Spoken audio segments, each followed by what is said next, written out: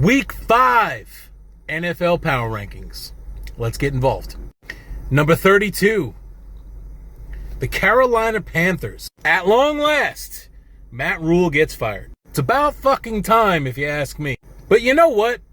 Baker Mayfield should really be next. And you know, I was watching some of that game on Sunday against the Niners, and at one point they were actually talking about Sam Darnold making a return to the field. Now, up until that point, I thought that Carolina decided that Baker Mayfield won the job. Turns out Sam Darnold is hurt, and he's coming back. Now, let me tell you something. If I was a quarterback in the NFL, and I was told that I was being replaced by Sam Darnold, excuse me, sir, here are my resignation papers. It's been a pleasure being a part of this organization, but I no longer can live. Oh, man, that is terrible. And then just this morning, I saw a notification that Baker's hurt. Well, that's strange and coincidental and ironic. I think that the Panthers are about to get really, really shitty. Not that they aren't already. But I think a fire sale is coming. There's a lot of talks about Christian McCaffrey going to the Buffalo Bills. Honestly, in my opinion, I'd rather have DJ Moore. This team is really bad. Number 31, speaking of bad teams, the Washington Commanders. I'll say it. Washington, Tennessee. How the Commanders actually had a shot at winning this game is mind-numbing. Instead of the Washington offense, like, moving the ball downfield efficiently, like normal NFL offenses, Washington relied heavily on the big play, like a big chunk play. And that allowed them to take a lead in the second half over the Titans. The fact that you were losing to the Commanders, you know what? I'll get to the Titans in a minute. Washington found themselves on the goal line with a chance to win the game. You can almost hear Timmy Trumpets in the background playing Narco. Got permission from the Mets about it and everything. The Commanders are, holy shit. Bro, it's Carson Wentz. And some seriously questionable calls at the goal line. And Wentz threw an interception to end the game. I'm shocked. Shocked. Oh, the comedy.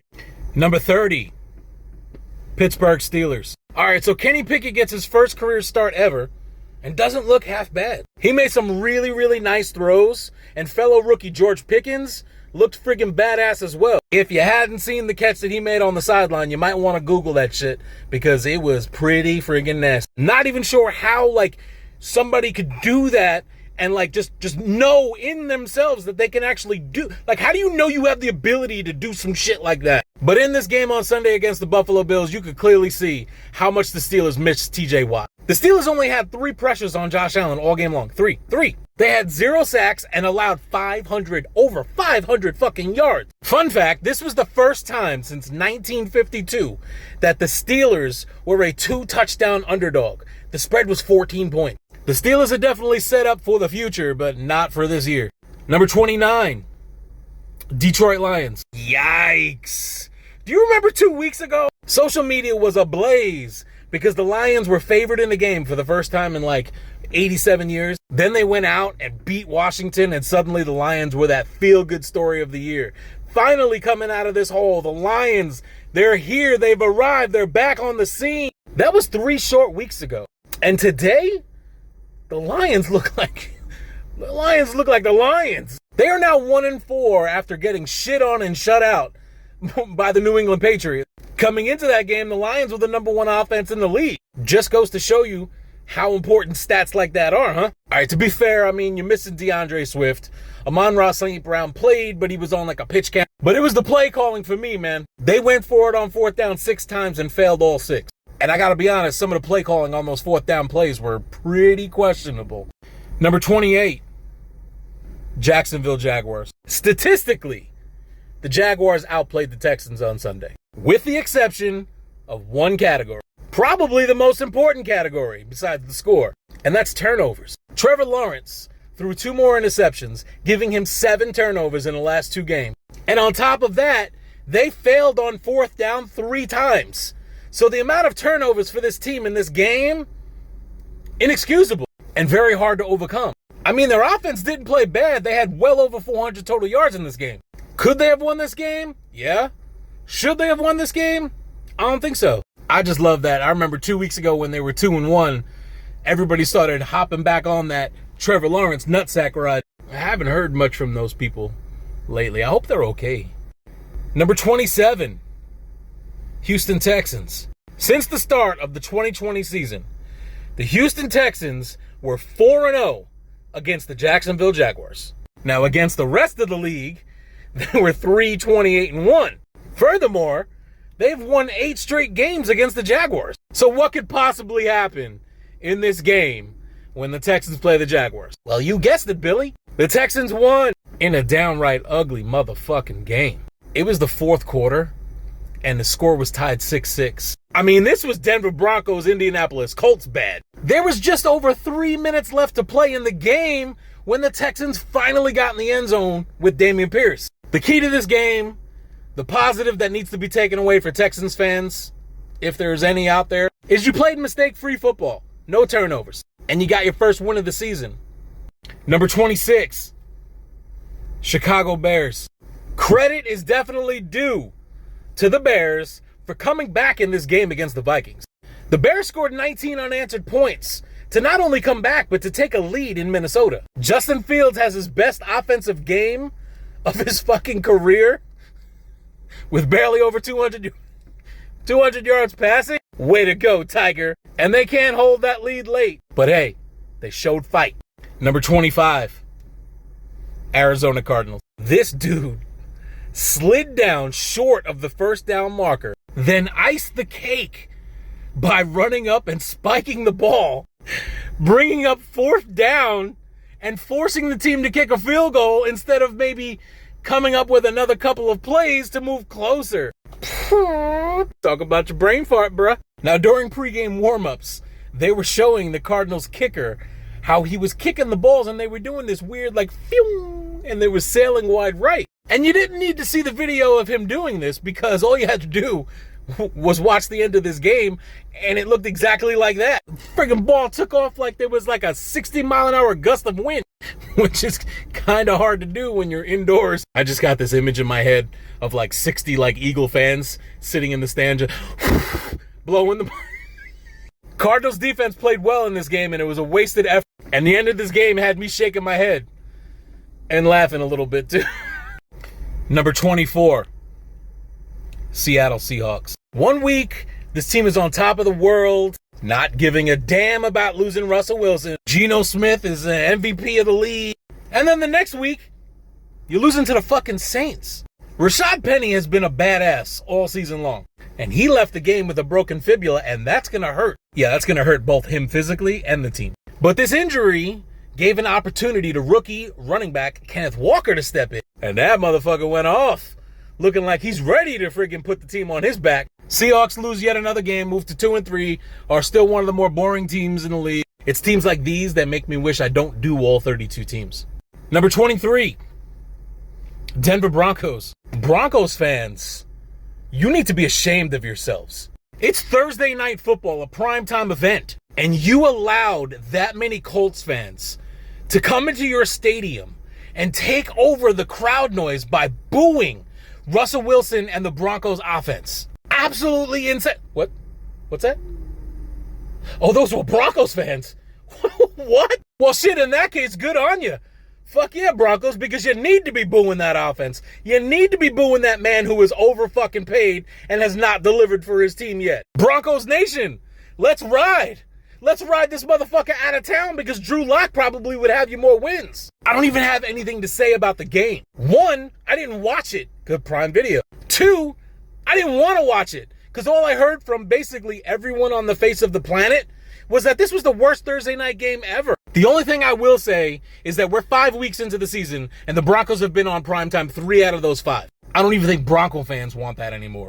Number 22, Cleveland Browns. So the Browns defense, it was supposed to be good, wasn't it? I mean, I'm not crazy, right? Instead, they kind of looked like the uniforms they were wearing, all brown, all shit. I mean, the Browns controlled the clock here, right? They controlled the time of possession. That's going to happen when you're running the ball as much as they do. But in the little time that the Chargers did have the ball, they had 465 yards of fucking offense. That's not really a good defensive performance there, sir. And despite all that, the Browns had an opportunity to win the fucking game because of Brandon Staley's dumbass. More on that later. Rookie kicker who was the hero back in the beginning of the season. Dude lined up for a kick, and the Browns this game. So sad. Number 21, Atlanta Falcons. So early in the game against the Bucs, the Falcons dug themselves a hole that they just couldn't climb out of. Not that they didn't try, though, because they sure the fuck did. They were missing Cordero Patterson and Kyle Pitts, arguably their two best offensive weapons, and they still came back on the Bucs. And if not for a ridiculously crazy, shocking, weird, dumbass roughing the passer call, who knows how this game would have ended up. They were fitting to get the ball back. I don't know. I wish there was an alternate universe to see how this game would have unfolded. Number 20, New Orleans Saints. When your shitty quarterback, Jameis Winston, goes down, and then when your equally shitty backup quarterback, Andy Dalton, has to play, I suppose there's no better time to get your Swiss Army knife Taysom Hill involved. My dude had 4 total touchdowns. That included his first passing touchdown of the season. My dude was returning punts. He was taking direct snaps. He was filing his team's tax returns. He was in the locker room after the game, baking brownies for his teammates to celebrate the win. Then he followed it all up by mopping the bathroom floor in the locker room because this dude does it all. Saints snap a 3-game losing streak with a nice win over the Seahawks. Woohoo. Number 19, Los Angeles Rams. How do you go from winning a Super Bowl to looking this bad? It's not like you pulled the Florida Marlins and sold off your entire team after winning the chip. Aside from OBJ, you're pretty much the same fucking team. Look, in this game against the Cowboys, the Rams had 2 big plays. 2. Cooper Kupp had a 75-yard touchdown, and there was a 54-yard pass to Tutu Atwell. Those 2 plays accounted for 40% of the Rams' total offense on the day. Like, really think about that. Matthew Stafford had 2 fumbles, and guess what? Wait for it. He had another interception. This one was late in the fourth quarter to pretty much seal the game. You know what the Rams are? You know what they're playing like? They're playing like Super Hoover doodoo stain removers. Rest in peace, Piggy. Number 18, Indianapolis Colts. I would love to say that the Colts offense looked this terrible because Jonathan Taylor didn't play. But Jonathan Taylor hasn't done shit this year, and the Colts have looked like shit all year. So I don't even know what to blame this on. Fortunately for the Colts, they got the win against the Broncos on Thursday Night Football in what a lot of people are saying is the shittiest game they've ever seen on Thursday Night Football. The Colts have some major concerns on that offensive line. Matt Ryan is literally running for his fucking life. I'll tell you though, the most entertaining thing about this game was the speech that Matt Ryan gave in the locker room after the game. Talking about a hard-fought win, 2 very good teams. What is this man talking about? Number 17, Tennessee Titans. The Titans faced off against the Commanders this past week. It should have been an easy win for the Titans, but the Titans aren't really a good team. This game actually came down to a goal line stand against the Commanders. With 6 seconds left in the game, linebacker David Long intercepted a Carson Wentz pass. Sealed the win for the Titans, and I guess should be happy about this win. I mean, at the end of the day, a W is a W, right? Doesn't matter what you look like. But you can't help but question why this game was close. It amazes me that a team this shitty leads the AFC South. Number 16, Las Vegas Raiders. I said it last week. The reason why the Raiders actually got their first win last week and actually looked pretty decent was not because of Devontae Adams and all of his targets. It was because they finally got Josh Jacobs involved. And you know what they did last night? They got Josh Jacobs involved. And you know what happened? Their offense was moving the ball. The Raiders should have won this game last night, and we all know it. Stupid mistakes beat them. Late in the game, when the Raiders defense finally stopped Mahomes and company, they held them to a field goal attempt, which they missed. Holding, defense, automatic, first down. What happened? And ultimately, the Chiefs got that ball and scored a touchdown instead of a field goal. Instead of a field goal miss. So the Raiders get the ball back. And guess what? Yep, no shit. Devontae Adams, touchdown. Raiders are down by 1, 30-29. They line up for the extra point. Just kidding. Let's go for 2. Let's run Josh Jacobs right up the fucking gut on a draw play. Listen, I'm not opposed to going for 2 here and going for the win. That's showing balls, and I actually kind of like it. Either way, whether they got in or they didn't, they were still going to have to stop the Chiefs on defense, which is a friggin' challenging task. Strangely, they did just that. And on the final gasp the final play for the Raiders on offense was basically their season, maybe even their franchise in a nutshell. Davante Adams and Hunter Renfrow, while running their routes, banged into each other. They both fell on their asses, and Derek Carr's pass hit the ground harder than the photographer that got shoved by Davante Adams at the end of the game. Number 15, Miami Dolphins. Karma.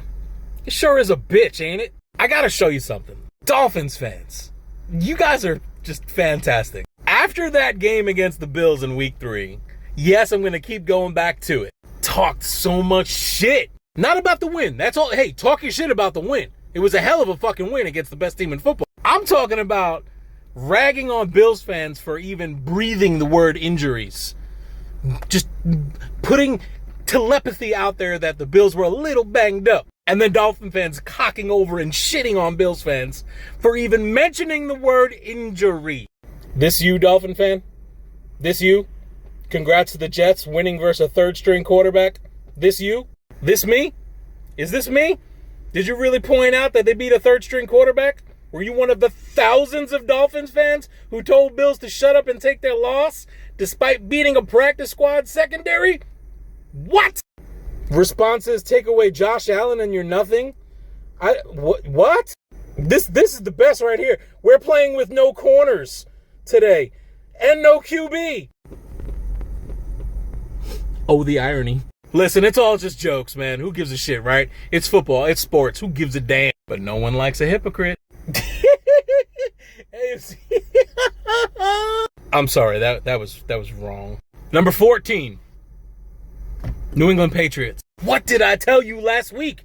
You thought I was fucking with you. The debate that's going to be coming. Was it Belichick? Was it Zappy? Every time I hear his name. Don't worry.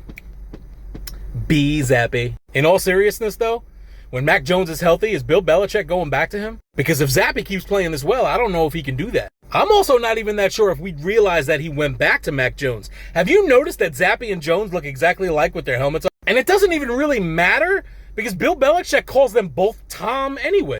Number 13, Cincinnati Bengals. Sunday Night Football against the Ravens. Bengals tried way too hard to feed the ball to Jamar Chase. I get it. Last year, that's how you beat them, right? Jamar Chase just ran wild.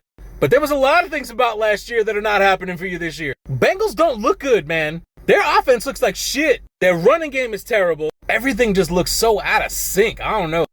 Number 12, Los Angeles Chargers. Yes, Austin Eckler had a wonderful day. But let's dive right into it with the Chargers. You're up by 2 points on your own side of the 50-yard line. Super late in the fourth quarter. 4th and 2. And you go for it to try and seal the win. Now, going for it on 4th down isn't exactly what I had a problem with, right? I like the balls, as I mentioned earlier. You have balls to go for the win. I get it. Now, Justin Herbert made an absolute ridiculously awful pass on this 4th and 2, but that's not even what I have a problem with. Ultimately, the Browns got the ball back, went like 6 feet, and were able to kick a field goal and missed. So the Chargers escaped with a win here. My problem with this loss had nothing to do with what happened on the field. It was after the game when Brandon Staley was interviewed. He claimed that he had all the confidence in the world in his defense to stop the Browns in the case if they did not convert the 4th down. I'm sorry. What did you just say? Where are you getting this confidence from? Because your defense this entire game was dragged up and down the field by the Browns. Even Keenan Allen, sitting at home watching this game, tweeted, "What the fuck are we doing?" I don't know, man. I don't know, Keenan. What are they doing? Number 11. Actually, you know what? Watch this. Coming in at number 11, it's the New York Jets. Make sure you put the New York Jet thing up top. Yeah, but, they actually play in New Jersey, East Rutherford, New Jersey, so we're going to go with the New Jersey Jets. Anyway, the Jets wound up beating the Miami Dolphins 40-17 this week, and the game wasn't even that close. First offensive play of the game for the Miami Dolphins, rookie sensation Sauce Gardner knocked out Teddy Two Gloves, concussion protocol, elbow problems. That particular play resulted in a safety. You follow that up with a quick field goal by Greg Zuerlein The Jets up 5-0, and I'm thinking, blowout. Why not? Third string quarterback. Jets on fire. Blowout. Jets at home. But it's the New York Jets as usual. It's the New Jersey Jets because they play in East Rutherford, New Jersey, as I said. But it's okay. It's okay. You know what? Tell me about the game. How'd they play? The Jets had 5 rushing touchdowns. 2 by Michael Carter, 1 by Zach Wilson, 1 by Braxton Berrios, and 1 by Breece Hall, who was this game's MVP. All in all, the Jets look fantastic. Okay, all right, 5 rushing touchdowns. That's pretty impressive. To say that they looked fantastic might be a little bit of a stretch. I'm not sure if that's the word I would have gone with, but hey, you're entitled to your opinion. You watched more of the game than I did, so okay. So what else? What else you got about the Jets here? So the Jets are sitting at number 2 in the AFC East. Okay, sitting at number 2. That's pretty impressive for the Jets. I've been giving them 0 credit all year, so sitting at number 2 early on in the season, that's not bad. Number 2, though, is there someone above them? Sitting right behind the Buffalo Bills. Yep, there it is. There it is, the Buffalo Bills.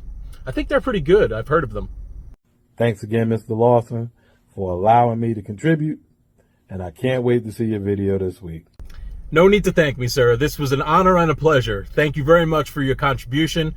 Even though you talked about the Jets, whom I despise, I do agree that I could be very biased against the Jets, so I appreciate your video. Very well handled, very well done. Bravo, sir. Number 10, Tampa Bay Buccaneers. Being a fan of Tom Brady's, I know, everyone fucking hates him. Everyone thinks it's weird that I like this dude, but I'm a Michigan fan, and I respect how he rises above all the criticism and all the hate from basically everyone. Anyway, I've always dismissed the concept that he gets all the calls. But this roughing the passer that was called on him, yeah, that's a little difficult to defend.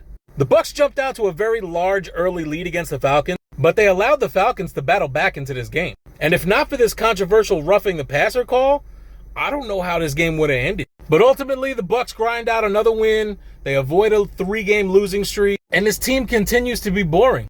Number 9, Green Bay Packers. By halftime, Aaron Rodgers had completed passes to 9 different receivers. 9. And the only reason why it wasn't 10 was because when they called me to ask me if I wanted to catch a pass, I couldn't make it to London in time. Plus, I can't travel internationally right now anyway. I'm one of those selfish pricks that didn't want to get nothing. With a 17-3 lead at halftime, the Packers seemed like they had the game on autopilot. It was like, all right, so let's get ready for the 12 o'clock game. Ooh, buddy, but then the Giants came out at halftime and smacked the Packers right in the face. With 6 minutes left in the game, that's when the Packers actually started their 3rd drive of the second half. You know what that means? That means that the Packers didn't have the ball much in the second half. The Packers are handed a loss because they were outplayed by the Giants and, more importantly, outcoached by Brian Daboll.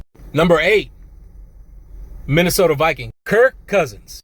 My dude came out the gates hotter than fish grease. He completed his first 17 passes.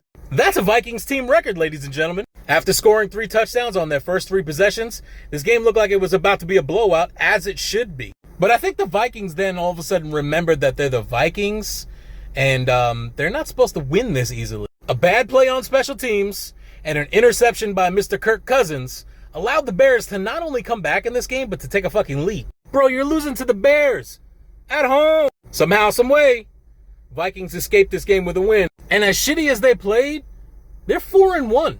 I didn't even realize they were 4-1. Number 7, New Jersey Giants. Is Brian Daboll in line to win NFL Coach of the Year as of right now? Over in London, the Giants, man, they put on a show. They played a very gritty, very hard-fought game against the Packers and came out with a win. A big win. Giants are 4-1. Daniel Jones out there looking like a soldier. A bum ankle, a bloody hand. That shit don't matter. He said, give me the tea and crumpets and let's ride. I am personally loving this run that the Giants are on, and I hope it continues. Number 6, Baltimore Ravens. Did anyone else think that the Ravens were about to blow another double-digit lead? Another 4th quarter collapse? A 6th straight home loss?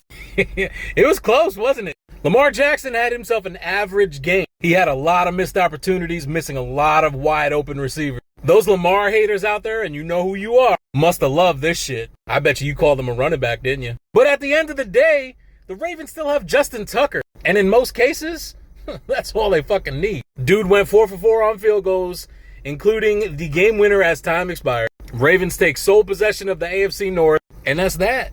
Number 5, San Francisco 49ers. God damn, do the Niners look good. They just might be the best 3-2 team in the history of the NFL. Jimmy G looks solid. Jeff Wilson is running the ball. Deebo Samuel, Brandon Ayuk, George Kittle.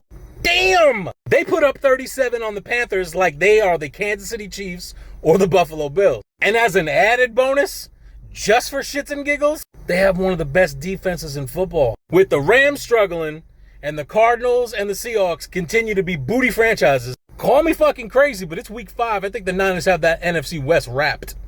Number 4, Dallas Cowboys. All right, for the first time since taking over for an injured Dakota Prescott, Cooper Rush actually looked a little sus. He didn't do much to help the Cowboys win, but get the win nonetheless is what he did. Look, there's a lot of jokes and memes out there about a quarterback controversy in Arlington. Cooper Rush has not lost the game yet, but if you watch these games, he's not leading his team to victories. He's doing what needs to be done. It's that run game stepping up and that fucking defense that's winning these games. They're the ones leading these wins. If Dak gets cleared to play this Sunday night against the Eagles, I am super curious to see who gets the nod. On one hand, Dak is the starter and he deserves to be there. But on the other hand, I feel like Cooper Rush has earned the right to take on the Eagles, that first place undefeated team, almost as like a reward for what he's done. No one expected this team to be 4-1 after Dak got hurt. No one. And if you're out there saying, I knew it, shut up. Here's a fun fact for you. The Cowboys defense has allowed 5 touchdowns all season. 5 in 5 games. Not one team has scored more than 1 touchdown against them this year. If that isn't one of the best defenses in football, I don't know what is. Number 3, Philadelphia Eagles. The Philadelphia Eagles need to say thank you to Kyler Murray for keeping them undefeated. The Eagles got away with one here. Jalen Hurts and the offense didn't look nearly as good as they have all season. After taking a 14-0 quick lead, they pretty much nodded off and took a nap until the Cardinals tied the game in the 4th quarter. And when they did wake up, it was the run game, Miles Sanders, who took over and moved the ball for them. Eagles kicked the eventual game-winning field goal.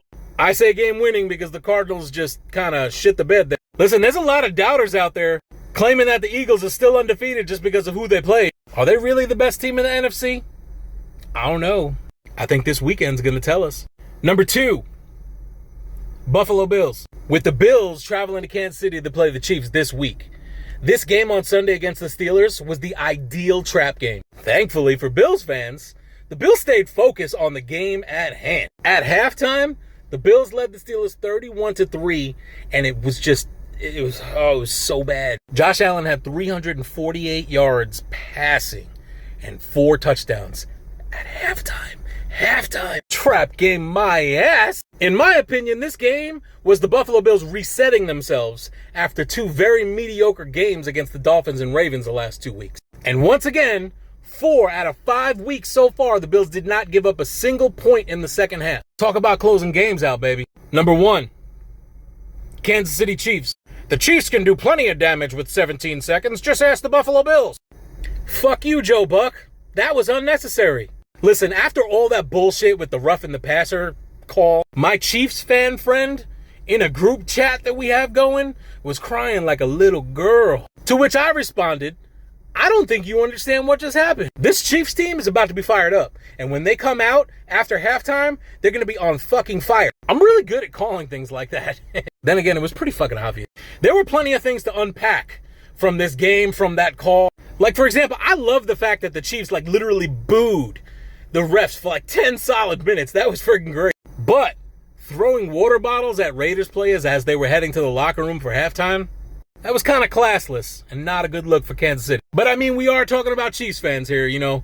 Brittany likes to spray people with champagne unsolicited. Chiefs continue to roll. Patrick Mahomes continues to look just as ridiculous as his brother Jackson, just on a different level. And all those people out there that said Patrick Mahomes wouldn't be shit without Tyreek Wilson, you're looking kind of dumb. All right, bitches, thank you for watching. We'll see you next week. Got a big week of NFL games coming up this weekend, and it should be fucking fun.